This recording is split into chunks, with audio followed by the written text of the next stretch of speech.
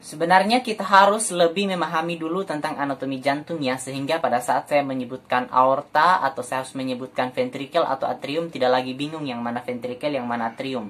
Yang pasti adalah pada saat terjadi regurgitasi atau kelonggaran pada katup aorta, darah itu akan masuk ke bagian atrium kiri dan darah akan terus menumpuk sampai kemudian darah akan masuk ke vena pulmonalis ya, dan masuk ke dalam paru-paru, dan darah atau cairan itu akan tertimbun ke paru-paru yang seperti yang saya katakan tadi, sampai kemudian pasien akan terlihat seperti sesak dan batuk berdahak karena sudah banyak lagi cairan tuh yang masuk di dalam paru-paru, dan itu akibat dari daya pompa jantung yang berkurang sehingga terjadi penumpukan cairan di jantung mulai dari ventrikel kiri, menumpuk lagi, masuk lagi ke atrium kiri. Pada saat sudah penuh di atrium kiri, darahnya mengalir melalui vena pulmonalis kemudian masuk ke paru-paru.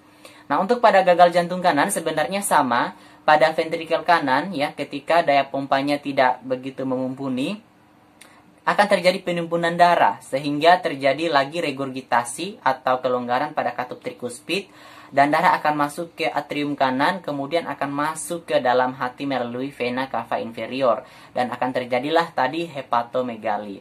Jadi semua gejala-gejala atau manifestasi klinik yang didapatkan itu adalah hasil dari proses perjalanan penyakit atau patofisiologi dari gagal jantung. Kemudian kita akan bahas apa-apa saja pemeriksaan penunjang atau pemeriksaan-pemeriksaan yang perlu dilakukan untuk menegakkan diagnosa medis dari gagal jantung. Biasanya dokter akan merekomendasikan adanya pemeriksaan elektrokardiogram ya. Pemeriksaan dapat memberikan petunjuk penting tentang etiologi gagal jantung sekaligus evaluasi penyebab dekompensasi gagal jantung pada pasien yang pernah terdiagnosa. Ya, EKG itu adalah sejenis alat pemeriksaan untuk memeriksa jantung. Jadi itu sangat diperlukan dalam penegakan kasus gagal jantung. Kemudian ada juga pemeriksaan laboratorium ya. Biasanya itu mencakup pemeriksaan darah perifer lengkap, kemudian pemeriksaan elektrolit, kemudian ada juga pemeriksaan urin kreatinin untuk mengetahui fungsi ginjalnya apakah ikut terganggu atau tidak. Kemudian ada juga fungsi hati. Tentu kalau misalnya terjadi hepatomegali atau pembengkakan pada hati, hati juga harus dilihat secara mendalam apakah hatinya mengalami gangguan atau tidak. Nah, untuk mendapatkan hasilnya apakah mengalami gangguan atau tidak, itu biasa dilihat dari hasil laboratorium.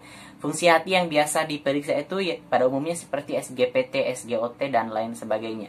Kemudian ada juga profil lipid atau profil lemak. Kenapa? Karena dilihat apakah gagal jantung ini disebabkan oleh penumpukan lemak atau tidak.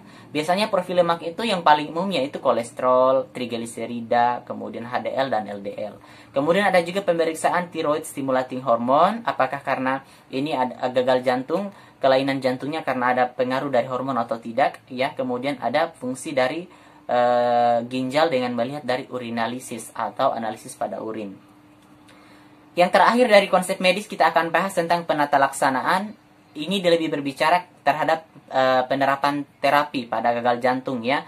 Biasanya ada beberapa obat yang akan diresepkan kepada orang yang mengalami gagal jantung. Namun sebelum kita membahas tentang bagaimana obat-obat yang diberikan kepada gagal jantung, kita juga harus meninjau terapi non-farmakologi yang biasa diberikan kepada pasien gagal jantung yang seperti perubahan gaya hidup melalui dari pola makan, kemudian pola istirahat, dan juga pola minum. Kalau misalnya sudah dibenahi dari 3 pola ini atau disatukan dalam satu pola, itu pola hidup, kemudian akan ditinjau lagi dari penata laksanaan farmakologi ya, yang berbicara tentang obat-obat.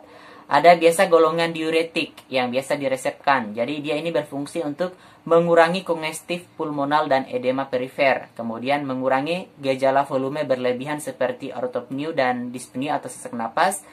Menurunkan volume plasma, selanjutnya menurunkan preload untuk mengurangi beban kerja jantung dan kebutuhan oksigen, dan juga menurunkan afterload agar tekanan darah menurun.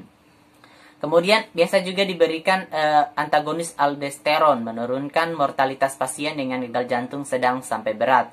Ada juga diberikan obat ya seperti golongan vasodilator ya seperti captopril, isopsorbit dinitrat. Dia itu berfungsi mengurangi preload dan afterload yang berlebihan.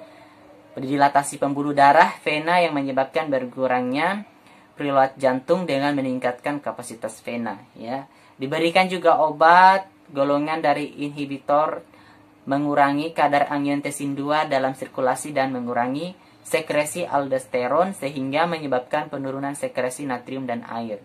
Inhibitor ini juga menurunkan retensi vaskuler vena dan tekanan darah yang menyebabkan peningkatan curah jantung. Itulah gambaran-gambaran penata laksanaan secara farmakologi yang diberikan kepada pasien gagal jantung. Namun ini tentu harus melalui dari resep dokter dengan berbagai pemeriksaan yang sudah diberikan terlebih dahulu. Sekian pemaparan dari konsep medis tentang gagal jantung dari saya. Mudah-mudahan bisa dipahami dengan baik. Materi yang saya tampilkan ini adalah inti dari semua materi yang saya sudah rangkum. Dan di video yang kedua kita akan membahas tentang konsep keperawatan. Lebih berbicara bagaimana perawat memberikan asuhan kepada pasien yang mengalami gagal jantung. Terima kasih. Assalamualaikum warahmatullahi wabarakatuh.